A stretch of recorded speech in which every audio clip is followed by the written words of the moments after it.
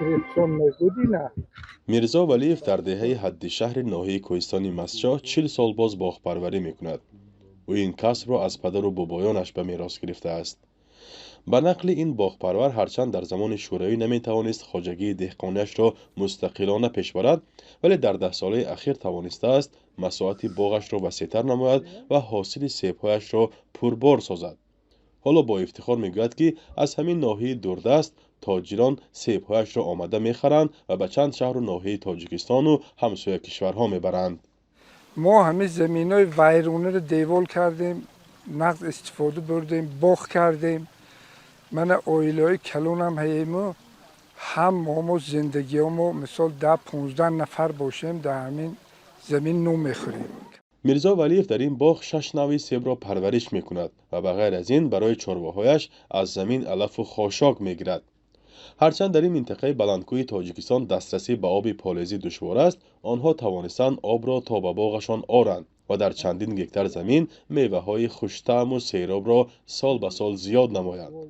ولیف میگوید از این سبب فرزندانش به مهاجرت مهنتی نمیروند و کار و زندگی را در زادگاهشان مهیا ساختند. خیلی آدمی های با همین اگر ابتای دل مهنت کند یگون جا مرد کاری نمیره. زمین نونش میتید، زمین سیر پر میکند، آدم میخوروند، میپوشوند. به مثل خانواده ولیف و اکثر ساکنان این ناحیه دوردستترین تاجیکستان با کشاورزی و چارواپروری مشغولند. محمد صدیق عطایف باشنده دیگر دهه حد شهر به قول خودش یک عمر به دهقانی مشغول شده است. او به کشت کارتوشکا مشغول است و نوهای بلندصفت آن را پرورش می کند.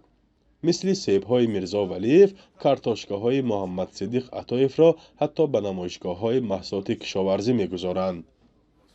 همین درباره حاصل امساله همین قش گفتم میتونم که از سال 97 این طرف روز از روز افزایش افتاده، از 350 تن تا 1000 تن تا 2000 3000 هر سال و هر سال زیاد شده. همین بعد مردم هم مهنت میکنند. مثال سالهای پیش میکاریدن، هم پارو میدادیم تمام. حاضر شوره خاک میگو اکوا شوره خاک دیگه خیلی مینرال چیز خاکار میبرند در زمین ها مهنت میکنن. همین قصه حاصل روز از روز بهتر شده. کوهستان مسجا هرچند نسبت دیگر شهر و نواحی تاجیکستان کارخانه استحصالی و کانهای کم دارد، آن را بیشتر همچون ناحیه اگرری میدانند. به اطلاع مسئولان ساحه کشاورزی در ناحیه 850 گکتر باغ موجود است. اقلیم منطقه نظر به دیگر جایها سلخن‌تر است و آن بیشتر برای حاصل کارتوشکا مطابق می باشد. 3041 گکتر در همه شکل‌های خواجگی داره. 393 گکتر زیاد شد امسال. کشاورزان ناحیه نقشه دارن امسال سال 2025 520 گکتر زمین بیکار خوابیده به گردش کشاورزی وارد نمونه. ولی مشکلات اصلی ساکنان و دهقانان در این منطقه دسترسی به آب پالایزی است و تأمینات برق نیز از عمده اصلی گفته می شود. مقامات و صاحبکاران محلی بیشتر جهد دارند این مشکلات اصلی ساکنان از مرکز دور افتاده را حل کنند. آخری ماه اکتبر امسال آژانس بهداشت زمین و آبیاری تاجیکستان لوله 9 کیلومتری را از سای تگاب تا به یک دهه کماب آورد. مسئولان این نهاد در رسم گشایشان گفتند که با این حالت آبیاری زیاده از 150 گکتر زمین کارم ناحیه بهتر می‌گردد و 50 گکتر زمین نوی کشاورزی بنیاد می‌شود.